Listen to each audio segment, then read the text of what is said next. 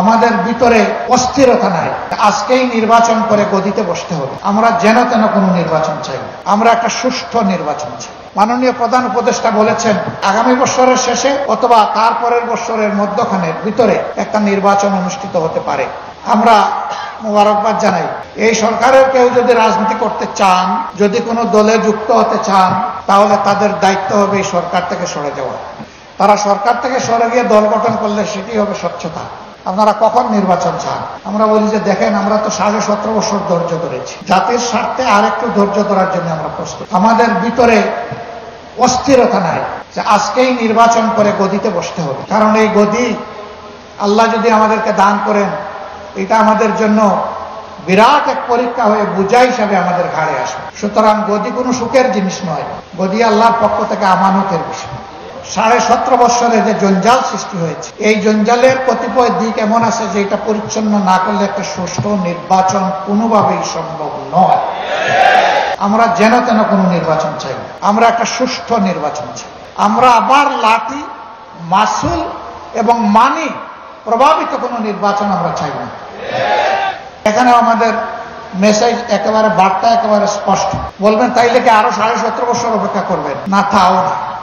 যাদেরকে দায়িত্ব দেওয়া হয়েছে তারা সবাই সুশিক্ষিত মানুষ, এই দেশে তাদের জন্ম হয়েছে। এই দেশের 18 কোটি মানুষ যদি মজলুম হয়, তারাও মজলুম, তারাও অনেকে জুলুমের শিকার হয়েছে। তার সাক্ষী আমরা। আশা করি তারা মজলুম হিসাবে দেশের 18 কোটি মানুষকে তারা সম্মান করবেন। এই জন্যে যথার্থ সময়ের বাইরে একটা মিনিটও সংস্কারের জন্য তাদের নেওয়া উচিত নয়।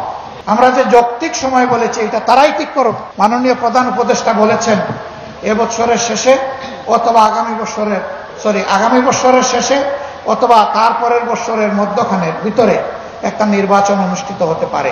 আমরা মোবারকবাদ জানাই। ইতিমধ্যে নির্বাচন কমিশন গঠন হয়েছে, আর তিনি নির্বাচনের ব্যাপারে ইঙ্গিত দিয়েছেন, সুস্পষ্ট কথা এখনো বলেননি। আমরা বলবো যে সংস্কারকে দ্রুত এগিয়ে নিন, যৌক্তিক সময়ে এগিয়ে নিন এবং ক্রমান্বয়ে সুস্পষ্ট ঘোষণাটাও দিয়ে দিন। আমি আজকেই দাবি করছি না, কিন্তু ঘোষণাটা হলে এদেশের মানুষের মধ্যে একটা আস্থা তৈরি হবে যে এই সরকার আবার মঈন ফখরের সরকারের মতো নতুন দল গঠন করে ক্ষমতায় বসার অভিলাষ প্রকাশ করবে না। Double million offer, Walton fridge কিনে পেতে পারেন 20 লক্ষ টাকা, রয়েছে কোটি কোটি টাকার নিশ্চিত উপহার। এই সরকারের কেউ যদি রাজনীতি করতে চান, যদি কোনো দলে যুক্ত হতে চান, তাহলে তাদের দায়িত্ব হবে এই সরকার থেকে সরে যাওয়া। তারা সরকার থেকে সরে গিয়ে দল গঠন করলে সেটি হবে স্বচ্ছতা। কারণ এই সরকারে কোনো দলবাজ কেউ থাকুক, এটা আমরা চাই না। আমরা চাই অ্যাবসলিউটলি এটা হোক জনমানুষের সরকার। এরপরে জনগণের বুটে যারা আসবে তারা হবে দলীয় সরকার। দলীয় সরকার আসবে, কিন্তু দায়িত্ব পড়বে জনগণের।